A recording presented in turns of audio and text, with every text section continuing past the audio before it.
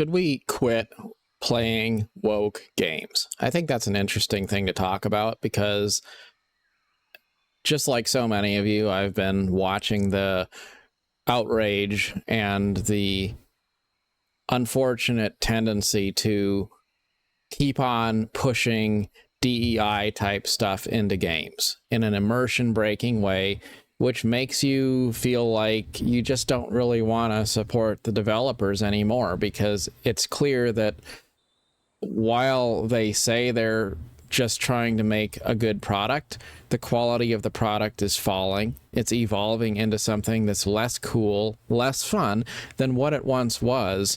And we just don't want to rubber stamp that kind of bad production quality. And yet, there's also the question of, should you quit playing a game just because it's woke? And to answer that, I think we just need to be pragmatic about this. So take a game like Dragon Age: The Veilguard. This is a game I haven't played and I don't intend to play, partly because the game just doesn't interest me. Even if it was a really good game, the genre is not really exactly what I want to spend my time playing. But I've been watching all of the details about it having transgender ideology baked into it so integrally that you just can't avoid it. You can't just pretend it's not there and move on, because it's baked into the base qualities of the game itself. It's identified itself as a LGBTQ game, basically. And so to me, that's a hard pass. I'm not going to put money into a game that is going so hard down the path of DEI that it bases its entire identity off of that. Now, there's other things, though, which are not necessarily as extreme. Like, if you log into Guild Wars 2 and there's a vendor selling rainbow-colored birthday cake, or maybe a little bit more close to home, playing Elder Scrolls Online and finding out that they've added a non-binary companion to the game. Well, do I like these things exactly? No, I don't. And yet, there are things I do like about the game. There are things which have nothing to do with any of that, which make me feel like I'd like to log in and play potentially. So the point I'm getting at is, I believe that a boycott should be based off of not really so much emotion and more just spending your time doing something that you actually enjoy. I'll tell you, in the case of Elder Scrolls Online, I don't play that game as much as I probably would if the combat was more fun. There's things about Elder Scrolls Online I don't like. There's things I do like. For example, the way they design their environments, I think, is very pretty. I like the way cities feel in Elder Scrolls Online. I like the depth of world building that's gone into the franchise. And even if I'm playing a game like Skyrim, it's nice to have Elder Scrolls Online as a context so that you can go out and see the broader world of Tamriel and get a feel of the geography there. There's a lot I like about that game. And then there's other games that don't have any woke stuff in them at all. Like, for example, Lord of the Rings Online. It's totally not a woke kind of a game, and I appreciate that. But it's also, while it has a lot of things going for it, kind of unappealing to me in a way, just because I don't really love the dated feel of the game. It doesn't feel very polished, and considering how many different things are competing for my time, I just wind up feeling like that's not really the game I want to play right now. And I maybe kind of wish it was different, but I just don't mind not playing Lotro all the time, just because there's other stuff to do. So it all just boils down to experience. And yes, the woke ideology and all of that stuff plays a role in whether I want to play a game. And the more pronounced it is, the more we start to go down the path of saying, well, if you're going to base your entire design philosophy off of this DEI stuff, then we're not going to play that, we're not going to buy that, and we're going to just go ahead and pass on the title completely. And that's easy to do if it's a game like Concord, but it's a little bit harder to do if there's an established IP there. It's a game that's been around for a long time, and maybe there's something that has just recently happened in terms of game design that we don't like as players, but that doesn't negate the last 10 years of development of the title.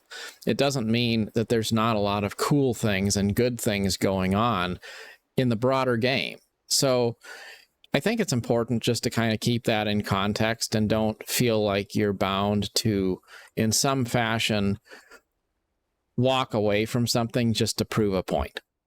Because there's always going to be things going on that we don't necessarily appreciate. There's going to be things that are obnoxious, things that are in some fashion unappealing. And there's not really a need to go out on a crusade against those things. Just move on. Move on. If you aren't having a good time, move on from the title and do something else. If you are enjoying it, then continue to enjoy it. It's okay. And it's just that simple. And I do think that as time goes on, various developers who have been losing their way, who have been going down the wrong path, they will start to get the picture. They will gather that maybe the right way to go is not to keep on going down the path of pushing their agendas instead of driving player experience. And if they pay the price of having a product that has decreasing sales, then so be it. But that doesn't mean that we need to go off on a campaign against them. And I think that's the middle ground. You know, don't go on a campaign to try to punish developers for doing something that you don't like.